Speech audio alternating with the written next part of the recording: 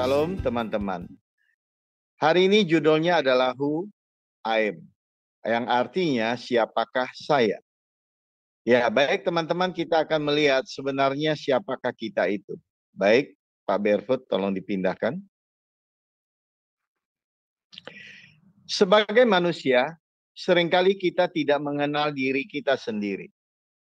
Kita jarang sekali mengambil waktu untuk merenung hal itu. Sehingga hidup kita tidaklah menjadi maksimal. Jika hidup kita tidak maksimal, pastilah mengalami banyak kerugian, di antara lainnya hidupnya capek dan merasa tidak berarti. Hidup kita tidak sukacita dan tidak juga bahagia, walaupun kita susah payah mencari uang dan susah payah berusaha untuk membahagiakan keluarga kita. Nah, hidup kita yang ketiga, kalau kita tidak mengenal diri kita, maka hidup kita seperti tanpa tujuan yang jelas dan pasti. Dan hal ini sangat merugikan rencana-rencana Allah yang mulia. Oleh sebab itu teman-teman yang dikasih Tuhan, kenapa judulnya hari ini adalah Who I Am. Yang artinya bahwa kita harus tahu dulu siapakah diri kita sebelum kita mengetahui diri orang lain, ya. Oke, baik, kita akan lihat lagi slide yang berikutnya. Sebenarnya siapakah kita? Menurut Anda, teman-teman yang sedang ada di dalam ikut acara ini, kira-kira teman-teman bisa meletakkan tangan di atas dada Anda sambil bertanya, siapakah aku ini? Ya. Atau juga bertanya kepada pasangan Anda yang sedang duduk bersama Anda, siapakah saya atau siapakah kita? Apa tujuan Tuhan menciptakan manusia atau menciptakan kita? Apakah hidup manusia hanya untuk dilahirkan, lalu dewasa, lalu menikah, dan tua? Setelah tua, apa yang dikerjakan? Tidak ada yang harus dikerjakan, hanya menunggu sakit dan terus meninggal. Apakah hanya begitu yang Tuhan inginkan? Ataukah ada rencana-rencana Allah yang lain pada diri kita? Misalnya, mencari kehendak Allah yang sesungguhnya. Benarkah saya ini, atau Anda ini, atau teman-teman yang sedang mengikuti acara ini, ada di dalam rencana Tuhan? Kita bertanya kepada diri kita, apakah kita semua ada di dalam rencana Tuhan?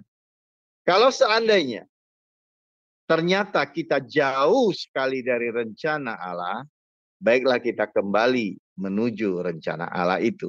Ada amin, teman-teman yang dikasih Tuhan? Baik, kita akan lihat slide yang berikutnya. Jenis-jenis orang istimewa. Teman-teman, orang istimewa terbagi ada 8. Apakah Anda termasuk di dalam orang istimewa yang saya maksudkan yang 8 jenis ini? Pertama, orang istimewa menurut diri sendiri. Saya pikir kalau setiap orang, ada banyak yang berani atau pede mengatakan saya adalah orang istimewa. Itu tidak salah, saudara. Itu tidak salah. Jangan Anda merasa bahwa itu perkataan sombong. Tidak. Itu untuk memotivasi diri Anda. Amin. Kalau Anda merasa Anda selalu bodoh, Anda selalu lemah, tidak berdaya, justru itu adalah jauh dari firman Allah. Kenapa? Karena Allah menciptakan manusia menurut rupa dan gambar Allah itu sendiri. Jika Anda merasa Anda bodoh, Anda lemah, Anda tidak berdaya, maka Anda telah menghina Allah secara tidak langsung, teman-teman. Jadi, yang pertama adalah orang istimewa menurut diri sendiri. Saya pikir Anda tidak salah kalau Anda berkata demikian, tapi bukan berarti sombong ya, tapi berarti Anda mengenal diri Anda. Yang kedua, orang istimewa menurut keluarga. Tuhan, teman-teman yang dikasih Tuhan.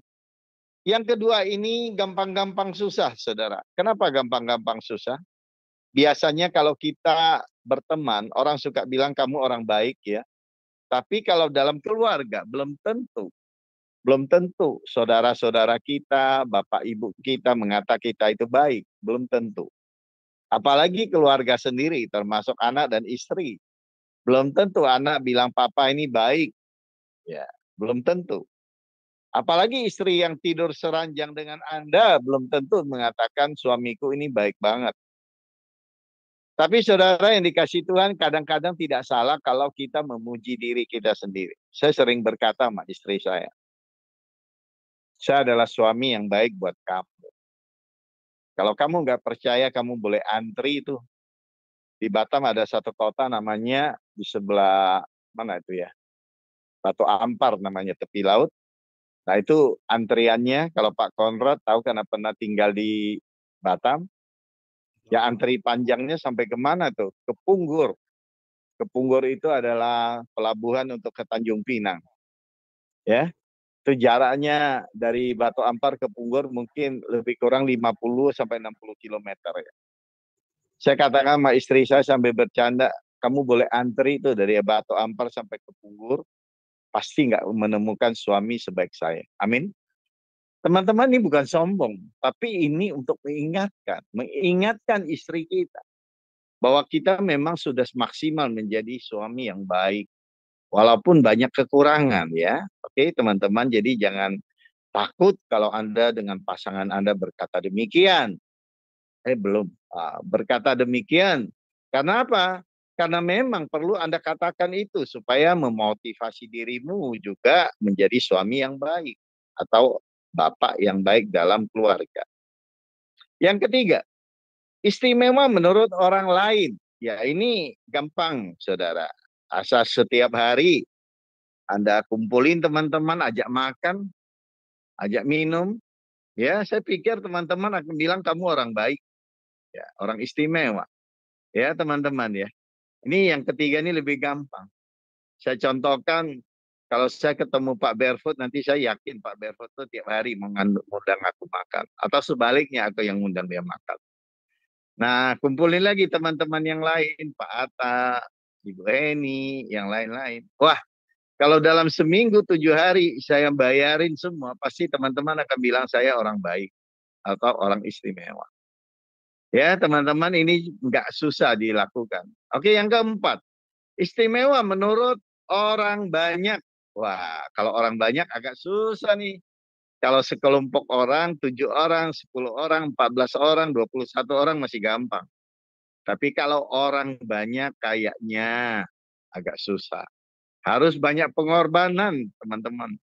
Ya, kalau punya uang, tabungan lebih dari 1-2 M boleh menjadi orang istimewa menurut orang banyak.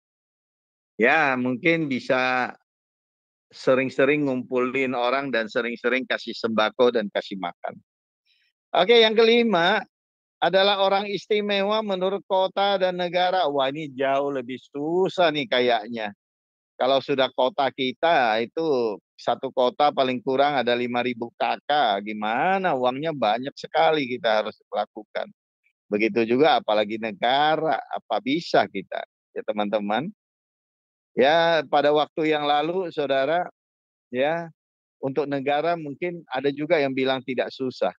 Ya misalnya pemimpin negara, gubernur yang baik itu bisa menjadi orang istimewa di mata rakyat kalau tidak korupsi dan mimpin secara baik dan tegas. Ya, menurut kota juga mungkin Anda bilang ini lebih kecil tapi ini juga susah. Tapi sebenarnya nggak susah teman-teman, nggak susah. Kalau Anda mau ada tipsnya nanti setelah khotbah Anda tanya saya. Yang keenam, istimewa menurut dunia. Wah ini lebih susah lagi. Kota dan bangsa negara aja saya nggak sanggup, bagaimana dengan dunia? Ya teman-teman, saya langkahi dulu. Yang ketujuh adalah menurut sejarah. Wah sejarah berarti tunggu kita meninggal dulu ya, baru nama kita harum. Banyak juga. Ada juga teman-teman ya. Lalu menurut dunia, ini kata Anda susah juga. Sebenarnya tidak ada kesusahan kalau Anda mau. Kalau Anda punya niat, Anda bisa lakukan itu, teman-teman.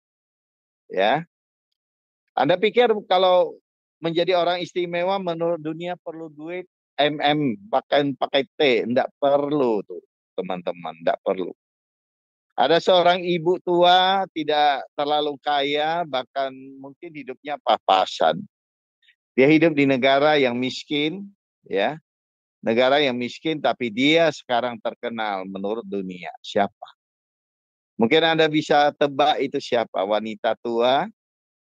Dia bukan orang kaya, bukan menaburkan uang untuk orang-orang, tapi hari ini dia menjadi orang istimewa menurut dunia. Mungkin Anda pernah tahu Mother Teresa. Dia lakukan apa?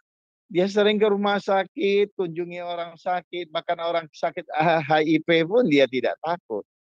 Dia datang mendoakan, dia tidak ngasih duit ratusan ribu atau jutaan rupiah setiap dia kunjungi, tidak. Hanya dia kunjungi dengan hati dan jiwanya yang penuh dengan kasih sayang, kasih dari Kristus Yesus.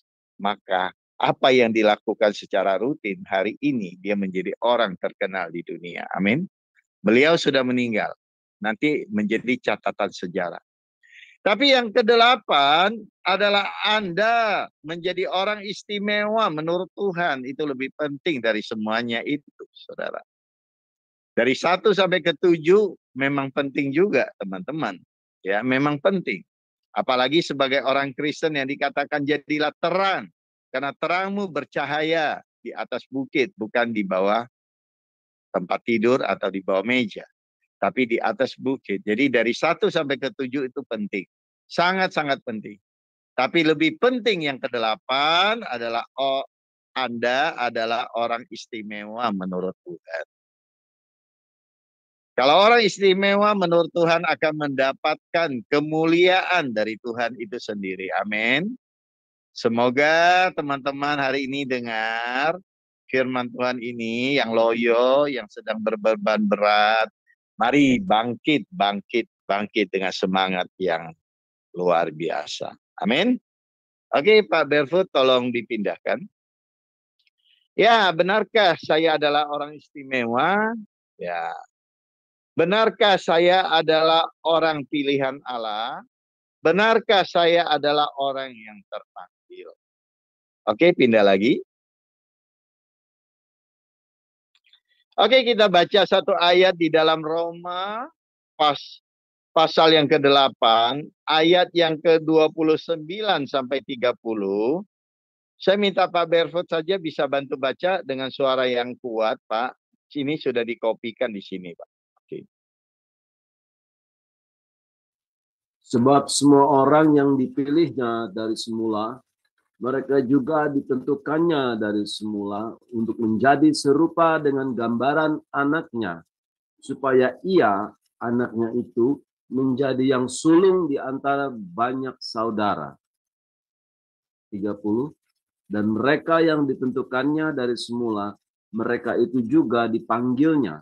Dan mereka yang dipanggilnya, mereka itu juga yang dibenarkannya. Dan mereka yang dibenarkannya, mereka itu juga dimuliakannya. Amin. Terima kasih Pak Berfoot untuk pembacaan firman Tuhan ini. Roma pasal 8 ayat 29 sampai 30 ada 4 poin yang harus kita tandai. Di sini saya sudah garisin dengan stabilo, ya. Sebab semua orang-orang yang dipilihnya dari semula. Yang pertama adalah membahas tentang yang dipilihnya. Yang kedua, dikatakan mereka itu juga ditentukan dari semula. Yang kedua adalah tentang ditentukan. Yang ketiga, mereka itu juga dipanggilnya, ya. Dan yang keempat, mereka itu juga dibenarkan. Ternyata ada 5 ya. Dan yang terakhir, mereka itu juga dimuliakan. Baik teman-teman, 5 hal ini akan saya coba menjelaskan semampu saya. Semoga teman-teman kalau ada lebih bagus dicatat dan nanti next time bisa Anda khotbahkan juga. Mungkin lebih kaya pengertiannya. Oke, yang pertama dipilihnya. Silakan Pak Barefoot.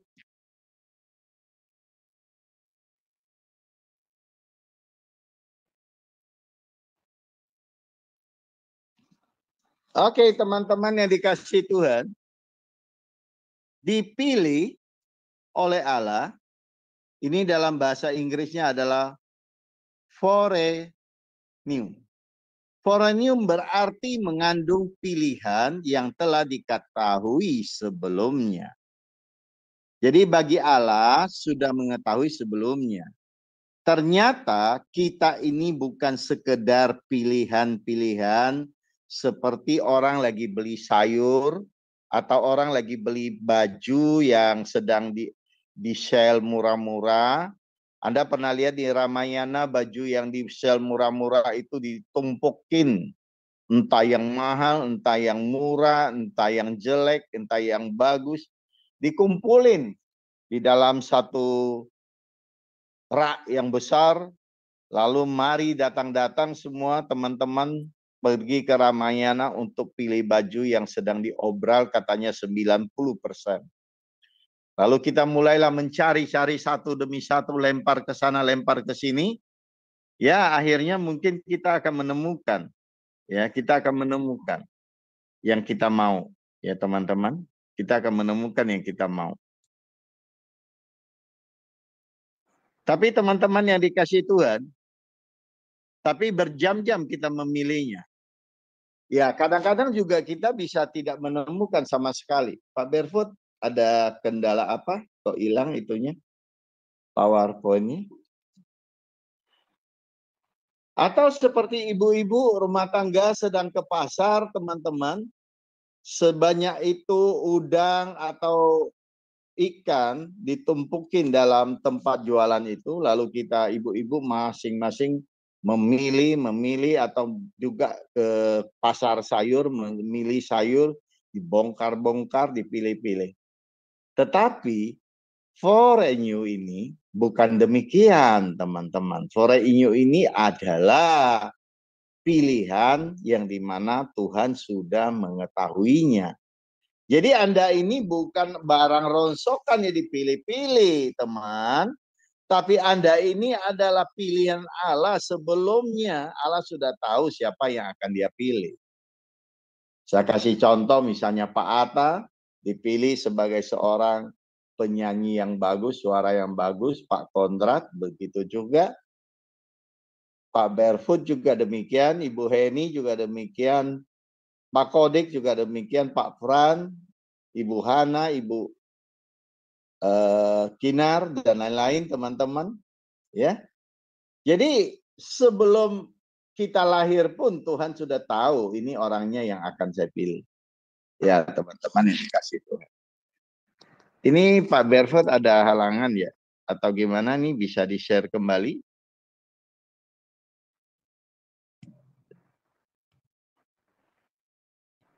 Pak Barefoot, suaranya tolong. Pak Barefoot kemana ya? Enggak, ini hilang soalnya. Share-annya itu hilang. Oh, oke. Sebentar Oke. ya. Ada yang bisa bantu share? Ibu Heni punya? Saya Punya download power. dulu ya. Sebentar, saya download dulu ya. Saya belum download, jadi saya belum bisa buka.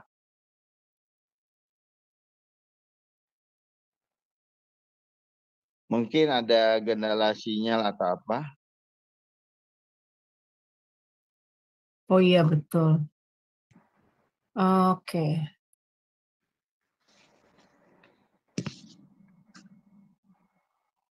Oke, sabar ya teman-teman yang dikasih Tuhan, karena Bu Heni tiba-tiba menggantikan Pak Barefoot. Halaman berapa, Pak? Coba dipindah-pindahin aja yang pilihan Oke. Allah. Setelah ayat firman Tuhan itu tadi ada pilihan Allah. Oke, sebentar. Ini kenapa? Oke, sebentar. Ini Pak Barefoot sudah ada nih, sudah kembali. Oke, Pak Barefoot, terima kasih. Oke, diganti Pak slide-nya yang tadi pilihan. Oke, satu lagi Pak. Satu lagi Pak Barefoot. Oke, yang kedua adalah yang ditentukan. Oke. Ditentukan ini adalah predestinate, yang artinya ditakdirkan. Ditentukan artinya sudah pasti. Ya, begitulah teman-teman. Atau ditakdirkan. Teman-teman yang dikasih oleh Tuhan, kata takdir biasanya di dalam kepercayaan orang Kristen agak jarang dipakai. Tapi bagi teman-teman kita Muslim, itu selalu dipakai kata ditakdirkan. Kata-kata ditakdirkan kadang-kadang lebih condong kepada ke konotasi yang negatif, ya, seperti itu. Padahal sesungguhnya tidak juga. Tidak selalu yang ditakdirkan itu adalah konotasi negatif. Tetapi biasanya di kalangan teman-teman kita dari agama lain, itu selalu ada istilah begini, ini contoh. Bapak itu baik hati, tapi nggak tahu kenapa takdirnya sial. Misalnya gitu. Baru aja dapat menantu ditabrak mobil. Baru aja dapat cucu, dapat penyakit. Nah, jadi itu selalu diucapkan di umum sehingga itu kata takdir itu seolah-olah itu konotasinya negatif. Tapi sesungguhnya tidak, teman-teman. Ditakdirkan itu bukan selalu konotasi negatif, tapi juga menawarkan yang positif, ya teman-teman. Satu contoh yang saya berikan, yaitu seperti Yunus.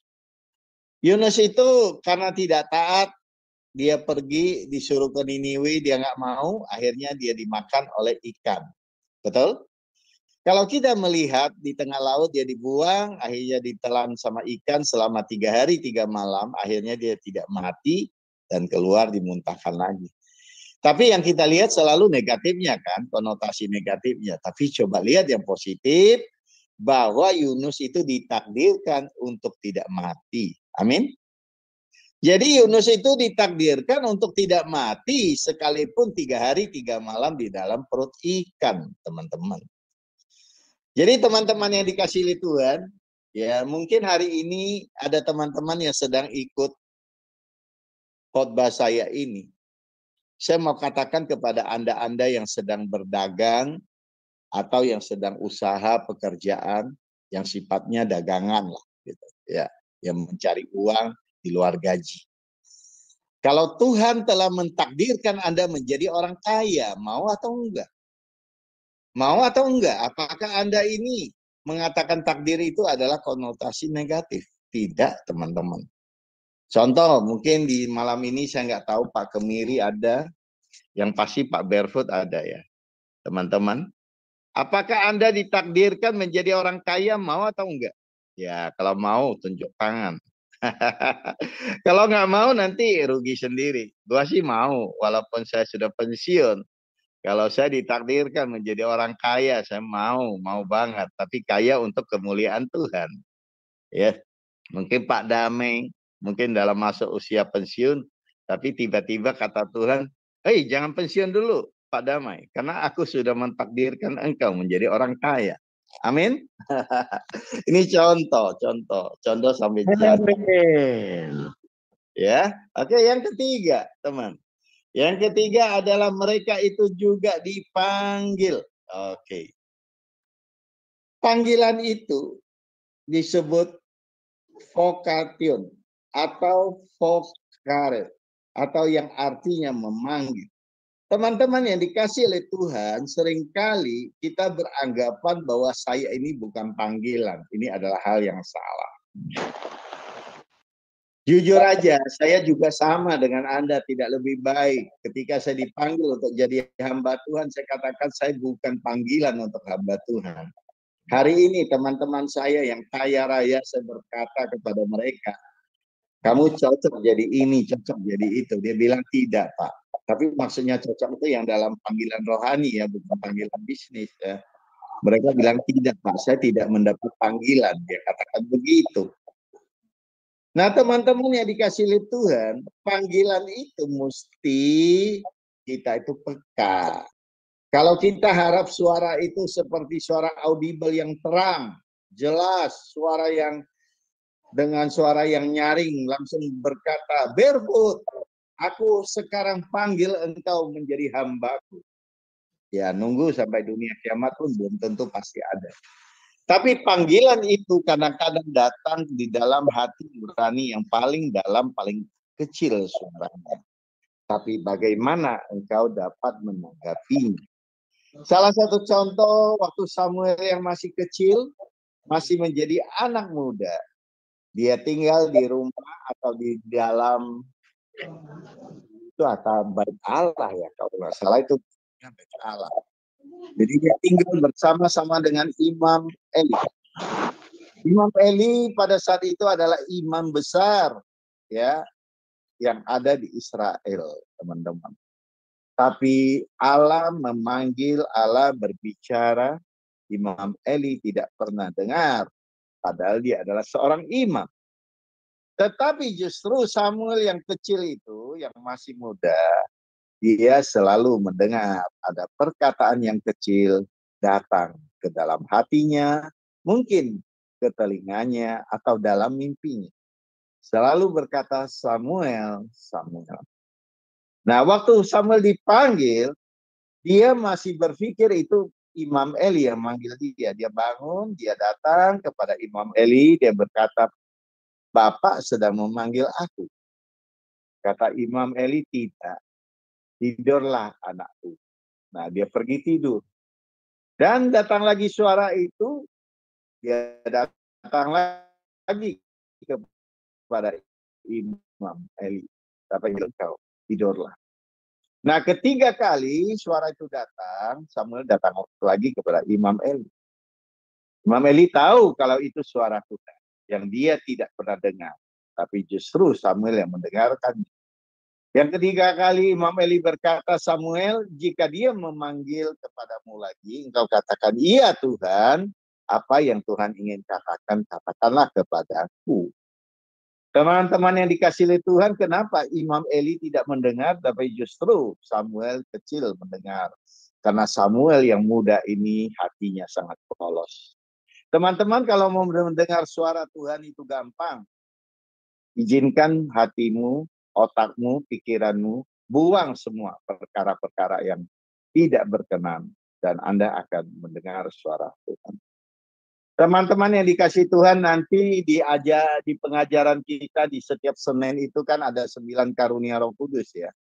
Nah, nanti yang terakhir sekali saya akan mengajarkan untuk mendengar suara Tuhan. Tapi untuk mengikuti ini harus daftar dulu. Saya minta Ibu Heni pimpin kita semua nanti daftar dulu. Nah, kalau misalnya daftar 30, datang harus 30. Jangan sampai datang cuma 25 atau 20. Cuma ingin daftar tapi tidak pernah datang. Kalau Anda yang tidak mau datang, jangan daftar. Saya tegas. Karena pelajaran mendengar suara Tuhan itu sangat penting dan jarang sekali diajarkan oleh pendeta. Jadi kalau Anda mau, nanti setelah selesai 9 karunia Roh Kudus, itu yang terakhir saya akan mengajarkan tentang mendengar suara Tuhan. Dan di saat itu Anda bawa pena, bawa kertas, bawa catatan, dan Anda jangan malu-malu bertanya nanti ya. Nah, di saat belajar itu nanti Anda disuruh praktik saat itu juga mendengar suara Tuhan. Dan bukan sekedar mendengar suara Tuhan, tapi sampai Anda bisa berdialog dengan Tuhan. Ini sekedar saya sampaikan bukan untuk membanggakan, tapi ini pelajaran penting teman-teman. Ya, baik teman-teman, nanti tunggu tanggal mainnya. Nanti akan hubungi Ibu Eni, oke? Yang keempat, teman-teman, yang keempat adalah dibenarkan. Teman-teman, ini ada sedikit sering kita ngalami di dalam pelayanan gereja. Biasanya hamba Tuhan memilih orang-orang yang sudah dianggap benar, dianggap baik. Ya, ini contoh ya. Contoh mungkin ada teman-teman yang di sini, ya mungkin ada katakanlah teman-teman yang sedang mengikuti Zoom ini juga ya teman-teman. Mungkin teman-teman yang dikasih Tuhan saat ini kita sedang masuk dalam sebuah gereja, ini contoh. Kita ingin melayani Tuhan dalam sebuah gereja. Nah, gereja itu kan tidak gampang-gampang kata Anda mau melayani malah dia disuruh kamu melayani, tidak segampang itu. Anda harus ikut dulu beberapa kali, berminggu-minggu, berbulan-bulan ikut acara gereja itu. Nah, setelah itu Anda harus rajin ikut berdoa dan segala macam. Dan karakter Anda dinilai dulu dan diuji dulu, ditanya dulu. Apakah anak ini sudah benar-benar cinta Tuhan dan hidup dalam kekudusan, baru dipakai pelan-pelan. Itu pun pertama kali mungkin jadi aser dulu di dalam gereja. Nanti lama-lama baru dikasih ya yang lebih tinggi, lebih tinggi. Nah, ini yang selalu dilakukan oleh para pendeta. Memang tidak salah, teman-teman. Tetapi teman-teman dikasih Tuhan di dalam Roma pasal yang ke-8 ini itu sedikit berbeda, teman-teman. Berbedanya di mana? Berbedanya itu adalah dikatakan yang pertama dipilihnya, sudah itu ditentukan. Nah, setelah ditentukan itu langsung dipanggil. Setelah dipanggil baru dibenarkan. Jadi bukan dibenarkan dulu baru dipanggil. Gereja selalu terbalik. Harus orang benar dulu baru boleh melayani.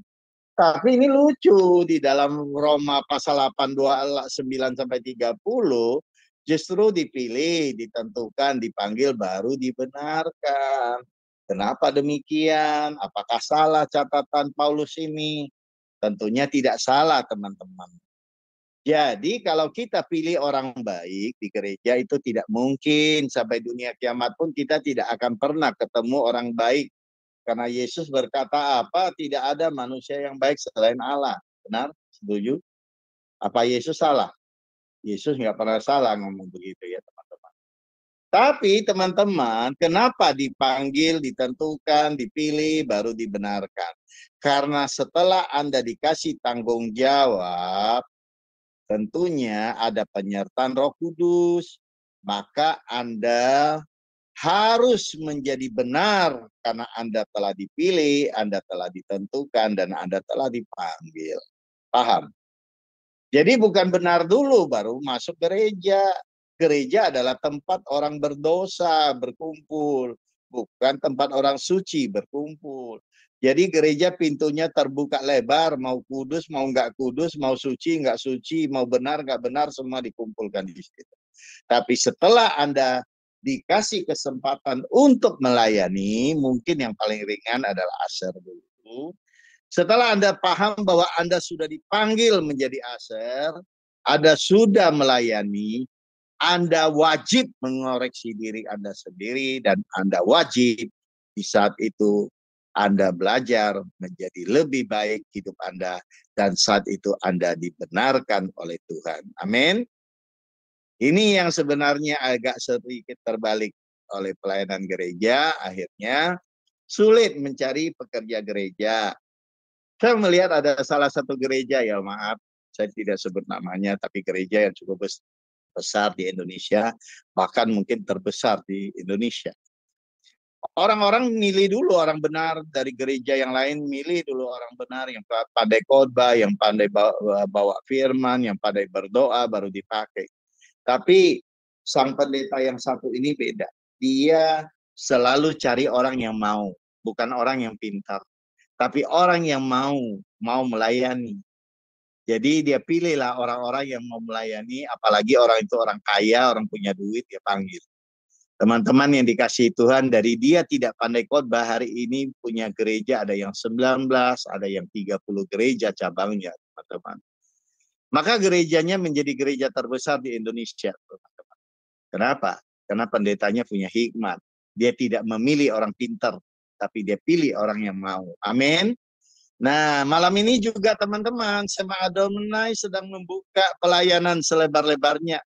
Teman-teman yang ada di belahan dunia, baik di Eropa, ya baik di Asia, baik di Afrika, maupun Anda di Amerika dan Indonesia, kalau Anda merasa Anda mau melayani di Sema Adonai, mari hubungi Ibu Heni.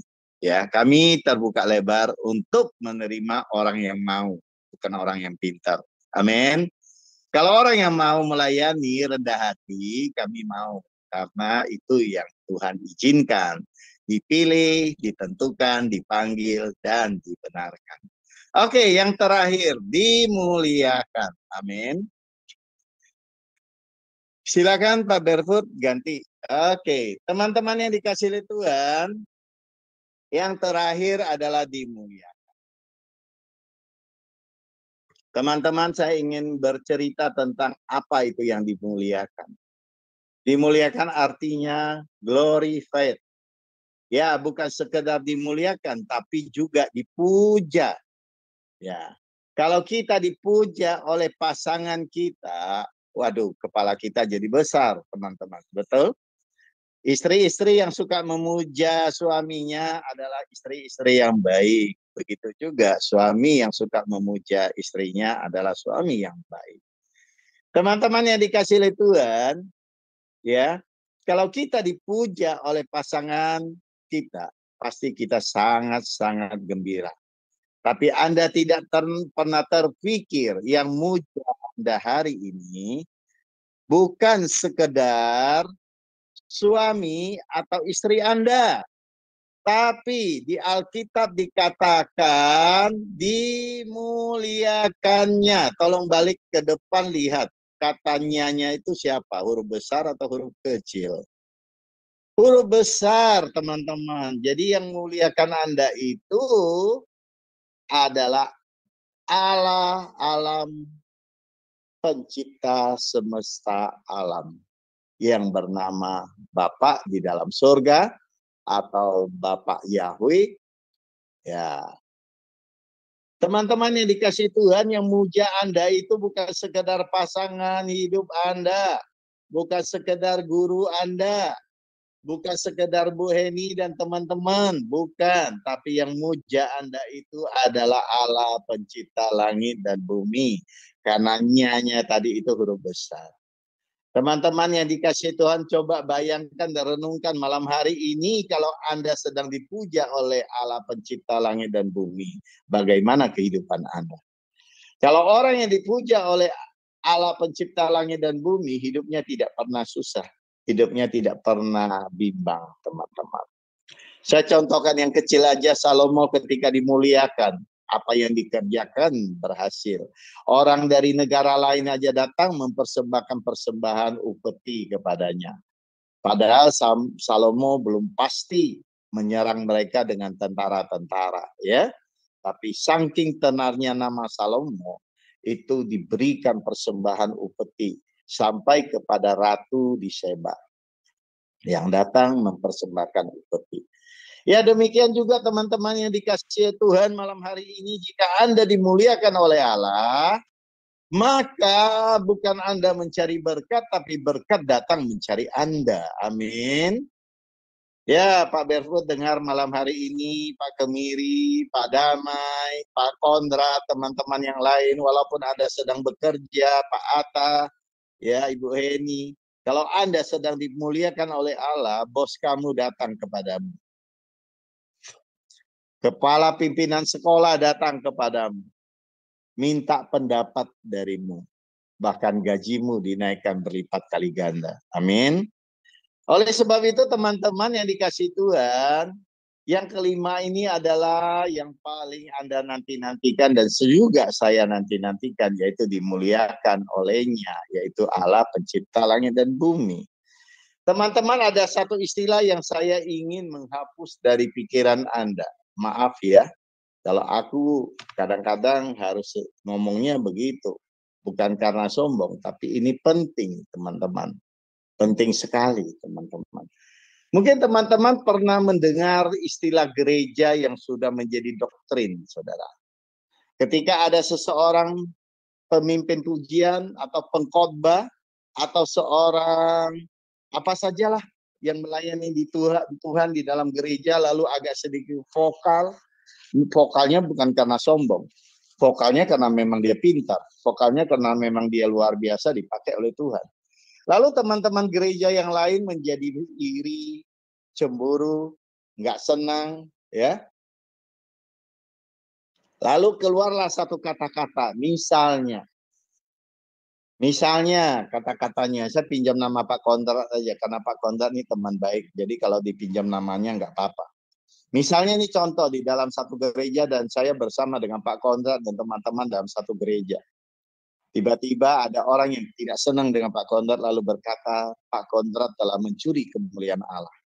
Teman-teman, bahasa ini tolong jangan dipakai lagi. Ini bahasa iblis yang mengenyek Tuhan. Tahu mengenyek? Kenapa ini tidak boleh dipakai? Teman-teman coba pikirkan. Allah kita itu Allah pencipta langit dan bumi. Bagaimana kemuliaannya dapat dicuri oleh Pak Kondrat? Maaf bicara, Pak Kondrat adalah seorang pemimpin pujian yang baik. Dia seorang guru yang baik, seorang dosen yang baik. Saya sebagai teman dia yang baik, dulu saya pernah bersama-sama dengan Pak Kondrat. Saya mau mencuri kemuliaan Pak Kondrat itu aja nggak gampang loh. Benar? Setuju nggak? Bagaimana saya bisa mencuri kemuliaan Allah? Bagaimana Pak Kondrat bisa mencuri kemuliaan Allah? Kalau kemuliaan Allah yang gampang dicuri, saya akan sarankan jangan sembah Allah tersebut. Karena Allah yang bagaimana kemuliaannya gampang dicuri. Jadi bahasa ini dipakai oleh iblis untuk mengenyek Tuhan, teman-teman. Teman-teman, janganlah mencuri kemuliaan. Bahkan pendeta besar bilang gini waktu dia mau khotbah. Sekiranya Tuhan, jangan sampai hambamu mencuri kemuliaan-Mu. Waduh, saya mendengar itu saya sedih. Saya bilang kamu mengenyek Tuhan. Kenapa? Emangnya Tuhanmu itu Tuhan siapa? Gampang kali kemuliaannya dicuri olehmu. No. Mencuri kemuliaan sesama kita aja tidak bisa, apalagi mencuri kemuliaan Tuhan. Kalau Tuhan yang punya kemuliaan gampang-gampang dicuri, teman-teman, mending kita nggak usah sembah Tuhan yang seperti itu. Tapi Tuhan Allah kita kemuliaan tidak pernah dicuri. Kekal sampai kekal tidak akan dicuri. Teman-teman, Lucifer, dia belum mencuri kemuliaan Allah. Tapi dia baru berpikir, aku akan duduk di atas tatahnya Allah. Baru berpikir. Dia sudah dibuang oleh Allah dari surga, dilemparkan ke bumi dan tidak bisa kembali ke surga lagi. Demikian teman-teman yang dikasih Tuhan, maksudnya nggak bisa tinggal lagi di surga. Ya, terpaksa tinggal di bumi. Dia tidak bisa lagi tinggal di surga. Ya, kalau dikunjungi mungkin bisa karena Tuhan izinkan. Kalau dia datang mungkin Tuhan izinkan boleh. Tapi kalau untuk tinggal di surga nggak bisa lagi. Dia sudah tetap menjadi penghuni bumi dan kelak akan menjadi penghuni neraka. Teman-teman yang dikasih Tuhan, baru berpikir aja Lucifer udah dibuang. Bagaimana Tuhan, bagaimana kita bisa mencuri kemuliaan Allah? Saya katakan sekali lagi, kemuliaan Allah tidak bisa dicuri sama siapapun. Karena Allah kita adalah Allah yang maha kekal sampai kekal. Termasuk kemuliaannya tidak akan bisa dicuri. Tapi yang benarnya adalah apa, teman-teman? Yang benarnya adalah kemuliaan Allah itu terus melimpah, terus melimpah, terus mengalir, meluap, melimpah. Sampai Tuhan tuh bingung, kemuliaan ini mau kulemparkan kepada siapa ya? Nah, Tuhan melihat dari surga, ada Pak Barefoot, ada Pak Damai, ada Pak Kemiri, ada Ibu Heni, ada Pak Kondrat, ada Pak Kodex, ada teman-teman yang lain, ada Pak Atta, ya, ada Bu Kinar, ada Bu Hana, ya. Ya teman-teman, Allah di surga melihat ini anak-anakku yang baik, kemuliaanku ini akan kulemparkan kepada mereka. Ayo cepat tangkap kemuliaan Allah itu. Maka ketiga, Anda dimuliakan oleh Allah, sama juga Anda dipuja oleh Allah, maka berkat akan datang mencarimu. Amin. Oke, penutup teman-teman. Pak Barefoot, tolong sharekan penutupnya. Oke, setelah mengetahui jati diri Anda di hadapan Tuhan yang begitu berharga, apakah kita masih bermalas-malas? Apakah kita masih menolak panggilan Allah? Apakah kita masih tidak peduli dengan segala rencana Tuhan? Apakah kita masih berkata saya tidak terpanggil? Ataukah Anda lebih memilih binasa daripada memuliakan Allah dan dipuja oleh Sang Pencipta? Teman-teman, di bawah ini ada dua gambar. Satu topi polisi, mungkin jenderal ya. Kita dapat topi jenderal aja sudah bangga, apalagi dapat topi dari Maha Pencipta. Amin. Teman-teman yang